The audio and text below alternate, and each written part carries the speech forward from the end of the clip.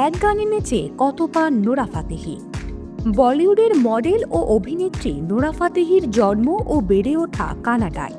তিনি মিডিয়ায় আসার আগে একসময় সেলস অ্যাসোসিয়েট হিসেবে কাজ করতেন।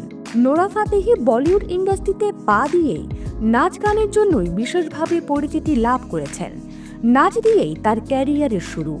অভিনেত্রী সিনেমায় অভিনয়ের পাশাপাশি দারুণ সব আইটেম গানে নাচ দিয়ে দর্শকদের মাত করে তোলেন। এই জন্য তিনি সিনেমা প্রেমীদের কাছে বেশ জনপ্রিয়। গত 10 বছরের ক্যারিয়ারে ভক্তদের কাছে নাচ পরিচিতি পেলেও কখনো পেশাদারভাবে নাচ শেখেননি অভিনেত্রী। তিনি নিজেই নাচ রপ্ত করেছেন।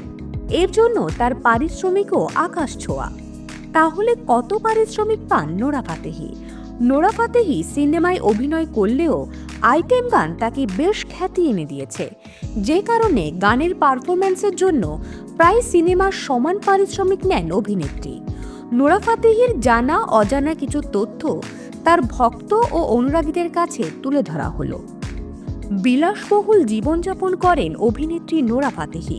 মুম্বাই ও কানাডায় তার বিলাসবহুল অ্যাপার্টমেন্ট রয়েছে, যার মূল্য 12 কোটি টাকারও বেশি।